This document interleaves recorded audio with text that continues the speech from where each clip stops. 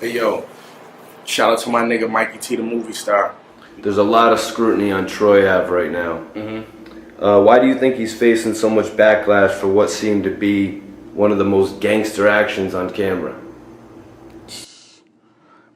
I just think like if in the streets, if your name is associated with any type of like whatever he did, I'm saying, because I really don't know what he did.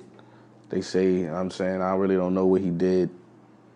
I try not to, you know what I mean? But when your name is associated with anything like a snitch or he was subpoenaed, who he was, I mean, the people gonna look at that a certain way, if it's true or not. Some people be rumored to be snitches. You might get treated like a snitch. You know what I mean? So that's what it is, you know what I'm saying? They using that against them.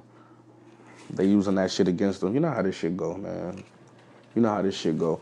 It's like when you a person like that's in the forefront, people watch your life and they gonna have opinions on what you do. Maybe if you do something right or you do wrong. So and him just being a public figure, we get to hear those opinions from everybody. So I'm saying that's what it is. Now they're banning him from performing in all the New York clubs. Yeah, I saw that. It's fucked up. This shit'll fuck your money up. All that dumb shit. These niggas, you know what I mean? This shit'll fuck your money up. So it's a fucked up situation for him. You know what I'm saying? You got all this shit going on. You can't get no paper. That's a fact. I know about that. I done been trying to book shows here. Niggas and Buffalo police chief go to the promoter and tell him, nah, we ain't doing that. Facts. I know about all that. Real shit.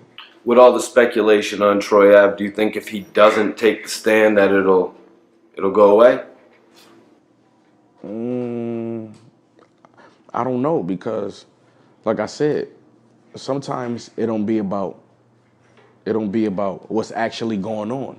Like if he take the stand or he didn't, people just like to talk about it. So he like, oh, what people be like, oh, well, he was gonna take the stand or you know what I mean, like real shit. So you know what I mean. That's why he got to do what he got to do, and he can't get caught up in anybody's opinion. He can't get caught up because that's a real situation. When you're talking about prison and you're talking about district attorneys and judges, that's a real situation that another grown black man got to deal with. So, you know what I'm saying, that's something that he got to all this shit right here. Like he got to turn this down and really deal with that situation. They're calling your album "Tana Talk 3" one of the hardest albums of the year. Mm-hmm. Tell me about it. Tell me about creating this new joint. Man, it's just crazy because when I was writing it, I was basically trying to just go crazy hard, take you there. You know what I'm saying? To paint a crazy picture.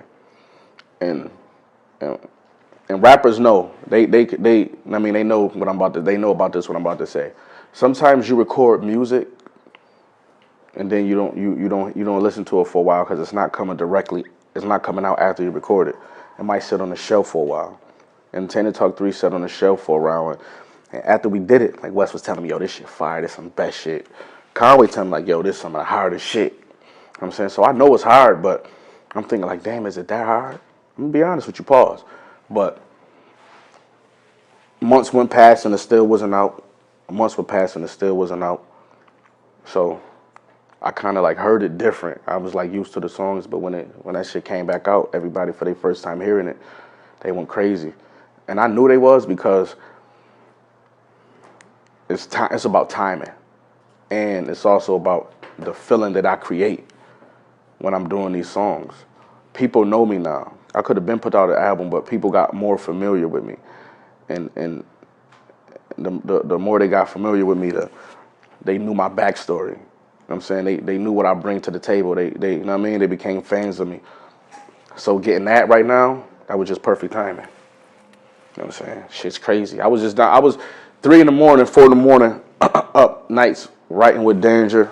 He making the beats, we rolling, we smoking fucking blunts, backwoods, Dutches, whatever we can get our hands on, you know what I'm saying? Because like I said, we in the A, we in Atlanta, we motherfucking making Waffle House runs, working on that album. Wes will poke his head in every few hours or every few days. He come in the lab like, what you got? We play some shit for him. He like, it's fire.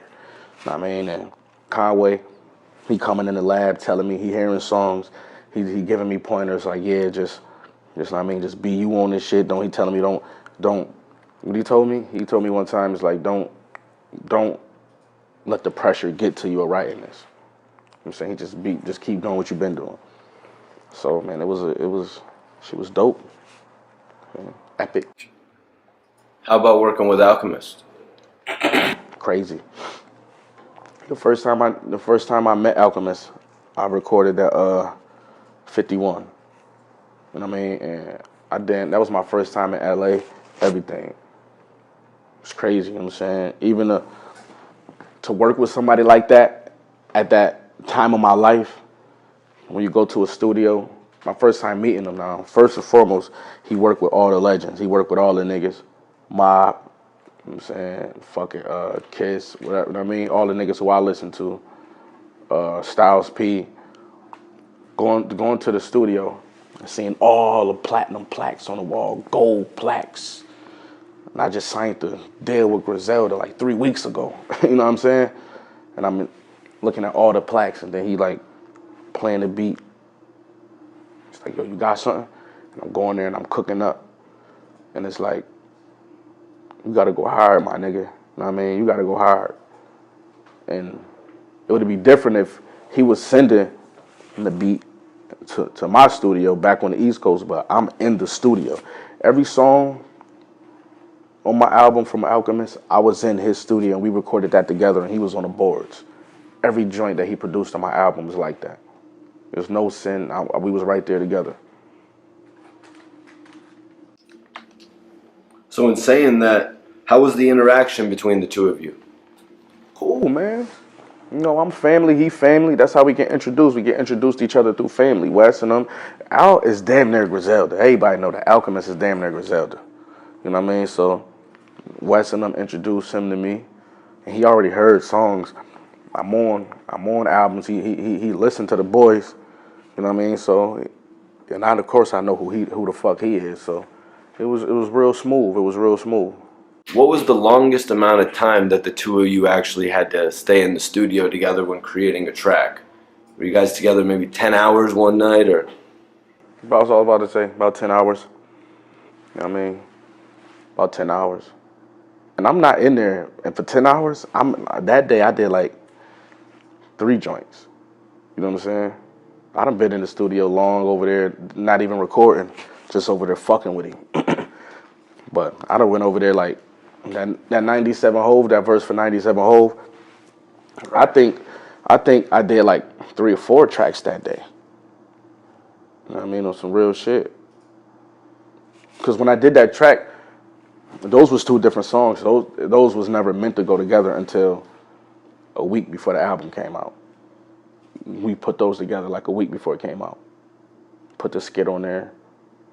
I actually had a different part of that interview with Pimp C of a skit I wanted to use, but I used that part, put it on there to bridge the gap, sounded perfect.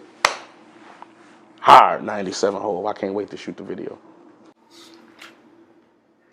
So what did working with such a polished producer teach you?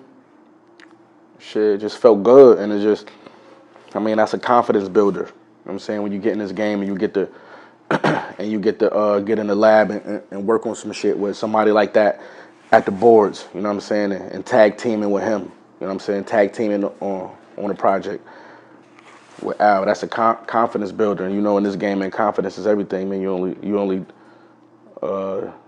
gotta feel good to do good. You know what I'm saying? You gotta feel good to do good. So going in there and trying to be on point, you know what I mean? I'm trying to be on point.